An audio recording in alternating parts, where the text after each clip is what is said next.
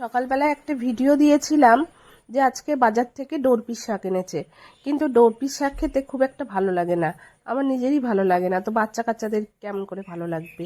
তো যাই হোক, আজকে যেইভাবে আমি ডোরপিস শাকটা রান্না করব, আজকে বাচ্চা কেন সবাই খেতে ভালোবাসবে।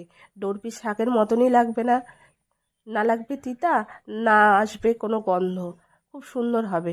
আমি ডোরপিস শাকটাকে ভালো করে কেটে নিয়ে ধুয়ে নিয়ে সিদ্ধ করে দিয়েছি, আর সিদ্ধ করার সময় আমি হালকা লবণ, 2-4টে রসুনের কোয়া আর 2টো কাঁচা লঙ্কা দিয়ে সেদ্ধ করে নামিয়ে নিয়েছি। এবার জলটা ঝরিয়ে আমি এটাকে শিলপাটায় বেটে নেব। আপনারা চাইলে মিক্সার গ্রাইন্ডেও বাটতে পারেন, কিন্তু মিক্সার গ্রাইন্ডে বাটার থেকে শিলপাটায় যদি বেটে খান তাহলে বেশি টেস্ট হবে আমার মনে হয়। তো যাই হোক, যার যেটা ইচ্ছা সেটা করতে পারেন।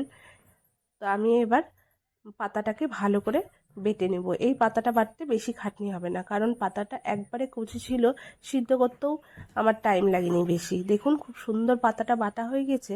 আমি বাটাটা দেখাতে পারলাম না, কারণ আমি একা একাই ভিডিও করছিলাম, মানে আমার কাছে স্ট্যান্ডও নাই, তার জন্য আমি বাটার ভিডিওটা দেখাতে পারলাম না, মানে ভিডিও করতেই পারিনি।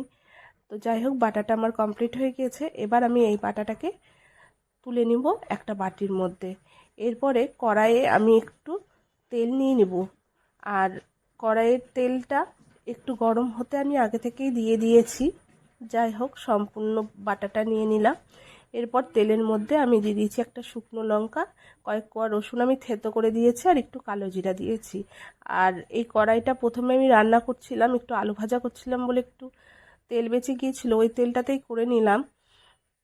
এরপরে রসুনটা একটু হালকা মানে ভাজা হয়ে গেলে দিয়ে দিলাম কিছুটা পেঁয়াজ কুচিটা হালকা করে ভেজে নিলাম, দিয়ে এবার পাতাটা দিয়ে দিলাম, দিয়ে এবার এই বাটাটাকে ভালো করে আমি এবার কষিয়ে নেব।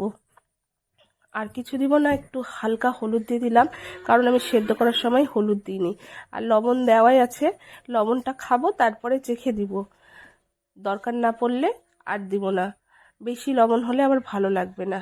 তো দেখুন আমার পাতাটা রান্না হয়ে গিয়েছে, আর কড়াই ছেড়ে ছেড়ে আসছে, তার মানে হয়ে গিয়েছে। এবার আমি পাতাটাকে তুলে নিলাম। এইটা হয়ে গেল ডোরপিস শাকের ভর্তা। আর এই ভর্তাটা এত সুন্দর লাগবে খেতে আমি নিজেও ভাবতে পারিনি। ওপর থেকে একটু কাঁচা তেল দিয়ে দিলাম, সর্ষের তেল অবশ্যই দিতে হবে, আর একটা কাঁচা লঙ্কা। চলুন এবার মেয়েকে খেতে দিই, তো মেয়ে কেমন বলে। মেয়েকে, আমি ভাবতে পারিনি আমার ছেলে মেয়ে দুজনেই এই শাকটা এত ভালোবাসবে। আমি কিন্তু আগে খেতাম না, কিন্তু আজকে আমি তৃপ্তি করে খেয়েছি। তো আপনারাও করে খাবেন এইভাবে, খুব ভালো লাগবে।